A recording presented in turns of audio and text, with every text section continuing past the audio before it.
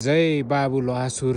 यतिखेर हामी बाजुरा जिल्ला हिमाली गाउँपालिका वडा नम्बर 4 बुर्तामा रहेको शक्तिशाली देवता लहासुरको मन्दिरमा आएका छौँ।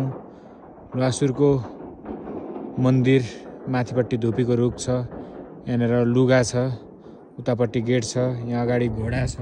घोडा चाहिँ मनलाल सार्कीले बनाउनु भएको हो अनि तल नामै लेखेको छ। अनि यतापट्टि घण्टहरू छन्, घाट ठुलो घाट चढाएको छ। यता सिडी छ, सुन्दर मन्दिर छ। लहासुरको इतिहासहरू तपाईहरुले सुनिसक्नु भएको होला, हेरिसक्नु भएको होला। धेरै ठुलो र धेरै महत्त्वपूर्ण इतिहास बोकेको शक्तिशाली देवता लहासुरको वासस्थान बुर्तामा छ। सुक्खा खडेरी हेर्नुहोस्, यो ठाउँ पानीको स्रोत नै छैन, कतैबाट पनि पानीको स्रोत छैन। र जब लहासुर यस्तै ठाउँमा गरिब दुखीहरूको देवता लहासुर देवता यहाँ बसिसकेपछि जुन घरमा देवता आयो त्यो घर र आसपासका सबै गाउँका मान्छेहरू चाहिँ एकदमै धनी हुन्छन्। अड्डा अदालतमा पनि कम मुद्दा हुन्न।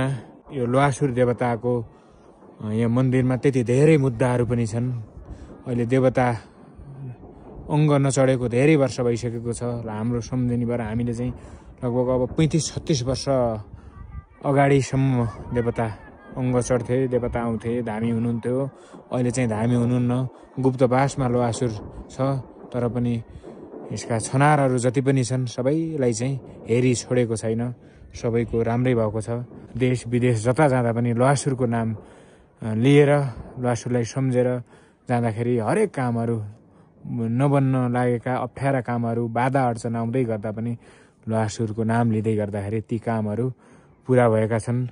हुम्ला, जुम्ला, मुगु, डोल्पा, कालीकोट, अछाम, बजाङ, दैलेख धेरै ठाउँबाट चाहिँ आउँछन्। उहाँहरूका चाहिँ यहाँ मुद्दा मामिला छन्, त्यो ताडिक लाउन चाहिँ आउँछन्। पुनीमा पूजा लाग्छ, माघ पुनी, वैशाख पुनी, चौदश पुनी, 3-4वटा पुनीमा चाहिँ 4वटा पुनीमा चाहिँ पूजा लाग्छ। त्यतिखेर धेरै ठाउँबाट पनि आउँछन्। फुल चामल भित्र भरिभराग हुन्छन्।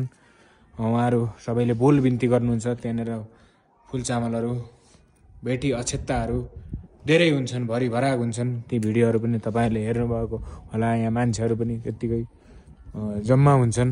यहाँ पनि घाडहरू चढाएका छन्, कसैले घोडा चढाउँछन्, कसैले हुँडा चढाउँछन्, कसैले अन्य जे उनीहरूको मनोकांक्षा पुरा हुन्छ र जे भाकल गरेका हुन्छन् ती चिजहरू चाहिँ सबैले चढाएका छन्। अहिले चाहिँ धेरै ठाउँबाट ताडिक लाउन आउँछन्। यहाँका यो बाजुरा जिल्लामा धेरै त्यस्ता शक्तिपीठहरू छन्, शक्तिशाली देवी